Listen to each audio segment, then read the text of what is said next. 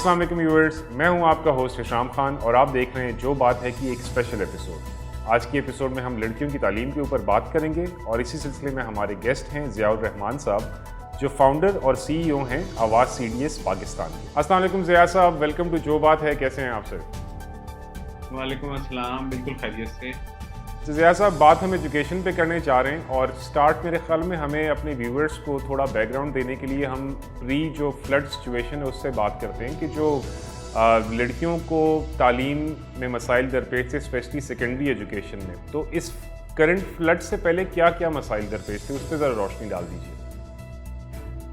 लेकिन चंद एक मसाइल तो बहुत ही अरसे से हम लोग जो है वो इसके ऊपर बातचीत कर रहे हैं कि लड़कियों के जो स्कूलों की तादाद है वो लड़कों के स्कूलों की तादाद की निस्बत बहुत कम है। आज भी पाकिस्तान के अंदर कोई तकरीबन 2.5 करोड़ बच्चे बच्चियाँ जो है वो स्कूलों में नहीं जाते और उसमें ज़्यादा तादाद जो है वो लड़कियों की है। तो 13 मिलियन के करीब लड़कियाँ जो हैं वो स्कूल नहीं जाती। तो हमने एक बड़ी तादाद लड़कियों की वैसे ही एक्सक्लूड कर दी। अब जो स्कूलों में बच्चे जाते हैं उनमें से भी कोई तकरीबन 50% जो है गवर्नमेंट के अपने फिगर्स के मुताबिक वो प्राइमरी के बाद स्कूल छोड़ जाते हैं और उसमें भी मेजॉरिटी जो है वो लड़कियों की होती है। और फिर मिडिल तक जब पहुंचते हैं तो एक बड़ी तादाद जो है वो लड़कियों की फिर स्कूल छोड़ जाती है। और अल्टीमेटली जो हमारे पास नेशनल फिगर्स हैं उसके मुताबिक कोई तकरीबन 1.4 मिलियन यानी 14 लाख लड़कियां जो हैं वो सेकेंडरी स्कूल तक पहुंच पाती हैं और वो कंप्लीट करने की कोशिश करती हैं। अब इसके पीछे रीजंस क्या हैं? जिस तरह मैंने बताया, एक तो लड़कियों के स्कूलों की तादाद कम है, लड़कियों के स्कूलों के अंदर जो बुनियादी सहूलतें हैं वो ना होने के बराबर हैं। ख़ास तौर पे अगर हम देखे जाएँ तो वॉश की जो फैसिलिटीज़ हैं, पर्सनल हाइजीन के मैटर्स होते हैं, नेचुरल हाइजीन के मैटर्स होते हैं, उनमें भी हम ये समझते हैं कि बहुत ज़्यादा चैलेंजेस जो हैं वो आते हैं। फिर लड़कियों के स्कूलों के अंदर जो टीचर्स हैं उनकी तादाद बहुत कम है। जो स्पेशलाइज्ड टीचर्स होते हैं, जिस तरह मैथ्स के हो गए, साइंसेस के सब्जेक्ट्स के हो गए, वो टीचर्स अवेलेबल नहीं थे। मैं पिछले दिनों हम लोगों ने एक स्टडी की, राजनपुर के अंदर मैथ्स की सिर्फ एक ही टीचर अवेलेबल थी हायर सेकेंडरी स्कूल के अंदर। तो अब आप अंदाज़ा करें कि अगर हम राजनपुर की बच्चियों को मैथ्स पढ़ाना चाहते हैं या वो खुद पढ़ना चाहती हैं तो वहाँ पे मैथ्स की एक ही टीचर है। इसी तरह जो दीगर साइंसेस के सब्जेक्ट्स हैं, फिजिक्स है, केमिस्ट्री है, बायोलॉजी है, उसके जो सब्जेक्ट स्पेशलिस्ट हैं उनकी तादाद बहुत ही कम है। अभी सुनने में आया है कि जो मौजूदा गवर्नमेंट है वो कुछ हायरिंग कर रही है और रिक्रूटमेंट हो रही है, लेकिन ये देखना होगा कि हमने जो लड़कियों के स्कूलों की टीचर्स हैं उनमें कितनी रिक्रूटमेंट होती है। दूसरा जो एक अभी रिसेंटली इसी गवर्नमेंट ने किया वो ये कि जो हायर सेकेंडरी स्कूल और सेकेंडरी स्कूल्स हैं इनकी तादाद में इजाफा किया था।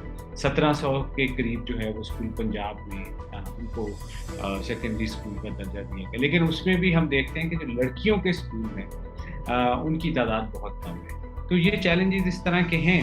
फिर हमारे जो ओवरऑल कम्युनिटी के और सोशल चैलेंजेस हैं, हैरासमेंट के वाक़यात जो है वो बहुत ज़्यादा होते हैं। स्कूल बड़ी दूर दूर बनाए गए हैं, वहाँ तक पहुँचना लड़कियों का पेरेंट्स जो है वो सिक्योरिटी कंसर्न्स की वजह से अपनी बच्चियों को स्कूलों से हटा लेते हैं। फिर हमारे जो कल्चरल चैलेंजेस हैं जिसमें अर्ली एज मैरिजेस हैं, मेंस्ट्रुएशन हो गई, 7% बच्चियाँ स्कूल जाना छोड़ गई, अर्ली एज मैरिजेस हो गई, 10% बच्चियाँ जो है वो स्कूल जाना छोड़ गई। तो ये चैलेंजेस अपनी जगह के ऊपर मौजूद हैं। अच्छा, पिछले 2 साल से ज़्यादा कह सकते हैं, क्योंकि 2020 के बिल्कुल शुरू में कोविड आया और उसने एक बहुत ही बड़ा जो है एक सेटबैक था एजुकेशन सेक्टर के ऊपर, और वो मेरे ख्याल में ख़त्म नहीं हुआ था। जो करंट अभी फ्लड की सिचुएशन है तो इसने मज़ीद उसको और जो है ना एक्सेलरेट कर दिया।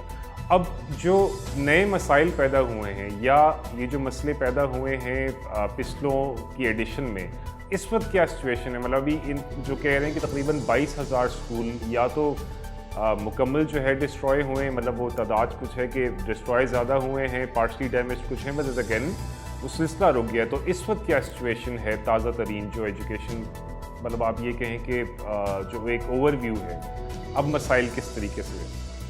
دیکھیے کووڈ کا تو آپ کو فگر پتا ہوگا، ورلڈ بینک کی رپورٹ ہے جس میں انہوں نے کہا ہے کہ کوئی 10 لاکھ سے زیادہ بچے بچیاں جو ہیں وہ اسکول ویسے ہی چھوڑ گئے تھے پاکستان. تو وہ اس میں آپ ایڈ کر لیں جو پہلی فگر ہمارے پاس ہے.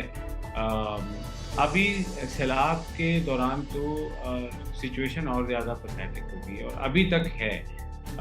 بہت سارے جو اسکول جس طرح آپ نے بتایا 22,000 کے قریب اسکول جو ہیں وہ سیلاب کی نظر ہوئے ہیں، لیکن کوئی تقریباً 6-7 ہزار کے قریب اسکول ایسے ہیں جو سیلاب کی نظر نہیں ہوئے لیکن وہ عارضی گھر بن گئے ہیں سیلاب زدگان کے. تو ہمارے پاس کمیونٹی انفراسٹرکچر نہیں ہے. لے دے کے ہم لوگ جو ہے وہ اسکولوں کو ہی قربانی کا بکرا بنا رہے ہیں اور ہمارے بچے اور بچیاں جو ہے وہ اسکول جانے سے محروم ہیں. لیکن جتنی تعداد میں اسکول افیکٹ ہوئے ہیں اس کو جو ہے وہ ہم نے اس ضرورت کو ابھی تک پورا نہیں کیا. تو ابھی لیٹسٹ فگر تو ہمارے پاس کوئی نہیں آئی ہے کہ کتنے لاکھ بچے جو ہے وہ افیکٹ ہیں، لیکن 22-23 ہزار سے زیادہ اسکول جو ہے وہ افیکٹ ہوئے ہیں. کوئی 6,000 کے قریب اسکولوں کو جو ہے وہ عارضی شیلٹر کے طور پہ اپنا لیا گیا ہے. ان کو ابھی تک نہیں خالی کرانے میں حکومت جو ہے وہ کوئی اس کی طرف سے پازیٹیو مطلب ایفرٹس جو ہیں وہ ہمیں سامنے نظر نہیں آتی. تو جب بھی کوئی نیچرل یا مین میڈ ڈیزاسٹر ہوتا ہے پاکستان کے اندر اس میں سب سے زیادہ جو افیکٹ کرتے ہیں وہ اسکول ہی کرتے ہیں.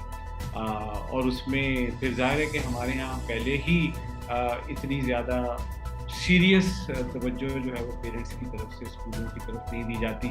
ہمارے ہاں جب ڈیزاسٹر آتے ہیں تو زیادہ تر جو لوگ ہیں ان کی اور سول سوسائٹی بھی انفارچونیٹلی جو ڈیمانڈ کرتی ہے وہ یہاں خوراکیں تقسیم ہونا شروع ہو جاتی ہیں، کھانے تقسیم ہونا شروع ہو جاتے ہیں، یہاں شیلٹر تقسیم ہونا شروع ہو جاتے ہیں. لیکن تعلیم کے اوپر جو ہے وہ بات بہت بعد میں کی جاتی ہے. تو یہ ایک بڑا چیلنج ہے. میرا خیال ہے کہ اس کے اوپر زیادہ توجہ دینے کی ضرورت ہے. حکومت کی طرف سے بھی پرائرٹی جو ہے وہ ایجوکیشن نہیں ہوتی. پرائرٹی ان کی طرف سے بھی جو ہے وہ خیمے تقسیم کرنا ہے. جو ایمرجنسی اور ریلیف یقیناً ہونا چاہیے، میں یہ نہیں کہتا کہ نہیں ہونا چاہیے، لیکن ایجوکیشن کو بھی ایمرجنسی کے طور پہ لیں.